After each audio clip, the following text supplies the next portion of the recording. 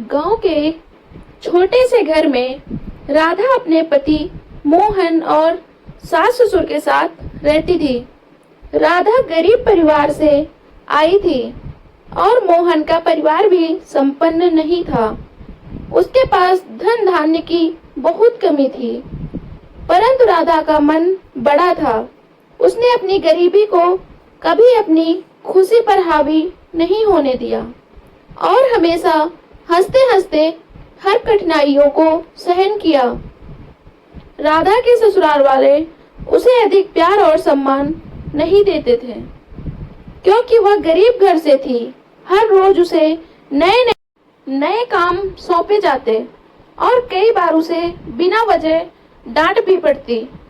बावजूद इसके उसने कभी हार नहीं मानी। उसके लिए उसका परिवार ही सब कुछ था और वह उनकी खुशी के लिए हमेशा तैयार रहती थी। दिवाली का त्योहार नजदीक आ रहा था। हर साल की तरह इस साल भी उसने सोचा कि इस बार उसकी दिवाली बेहतर होगी। वह यह जानती थी कि इस बार उसका ससुराल उसे सच्चे दिल से अपनाए और वह भी उनके साथ खुशी खुशी दिवाली मना सके। राधा ने इस साल दिवाली की खास तैयारियां करने की योजना बनाई, लेकिन उसके पास इतने पैसे नहीं थे कि वह कुछ नया खरीद सके। इसलिए उसने सोचा कि जो चीजें घर में हैं उन्हीं का इस्तेमाल करके वह घर को सजाएगी और कुछ खास पकवान भी बनाएगी। राधा के पति मोहन एक छोटी कंपनी में काम करते थे और उनकी आमदनी बहुत कम थी।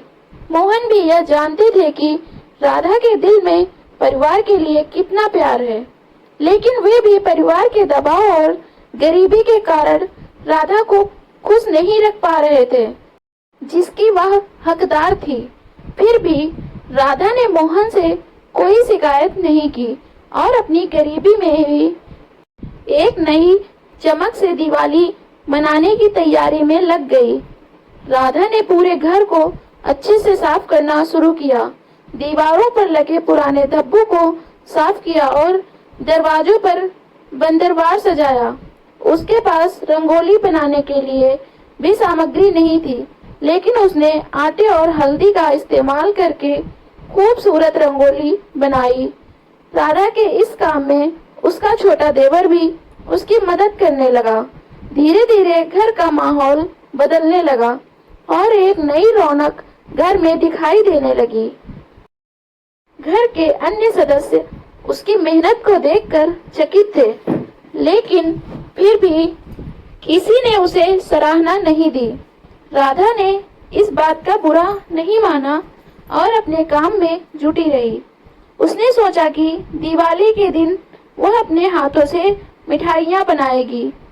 उसके पास ज्यादा सामग्री नहीं थी, इसलिए उसने थोड़े से गुड़ और आटे के लड्डू बनाने की योजना बनाई। दिवाली की रात आई और पूरा घर सजकर तैयार हो गया।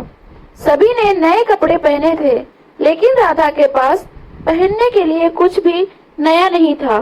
उसे पिछले साल की पुरानी फटी साड़ी पहनने के लिए दे दी गई थी।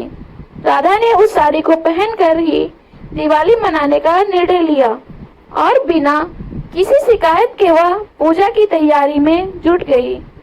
उसने दिए जलाए, पूरे घर में दीपों की रोशनी बिखेरी और पूजा की थाली सजाई।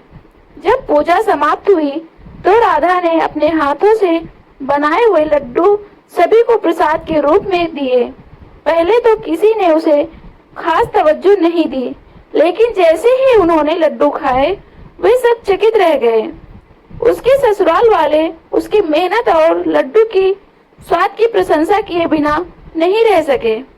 सभी ने उसकी मेहनत की सराहना की और उसकी बनाई हुई मिठाइयों का आनंद लिया।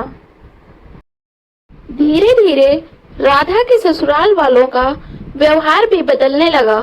उन्होंने महसूस किया कि राधा के बिना किसी शिकायत के घर को इतना सुंदर सजाया, पूजा की सारी तैयारी की और मिठाइयाँ भी बनाई। सबके दिल में उसके प्रति सम्मान का भाव जाग उठा। उसकी सास ने उसे पास बुलाकर पहली बार उसकी तारीफ की और उसे अपने गले से लगाया। राधा के लिए यह सबसे बड़ी दिवाली की खुशखबरी थी। उसकी सादगी और ईमानदारी ने उसके परिवार का दिल जीत लिया था। इस दिवाली पर राधा को वह अपनापन मिला जिसकी उसे बरसों से तलाश थी। उसने समझा कि असली खुशी केवल पैसों और दिखावे में नहीं होती, बल्कि सच्चे दिल से किए गए कार्य और अपनेपन में होती है। उसके परिवार ने उसे इस दिवाली सच्चे दिल से अपनाया और उसकी बहुत प्रशंसा की। यह राधा की सबसे बड़ी जीत थी। राधा की दिवाली इस तरह गरीबी में भी खुशियों की भरी और यादगार बन गई। इस तरह राधा की मेहनत और सादगी ने उसे अपने परिवार का प्यार और सम्मान दिलाया। कहानी पसंद आई हो तो चैनल को लाइक शेयर सब्सक्राइब करें।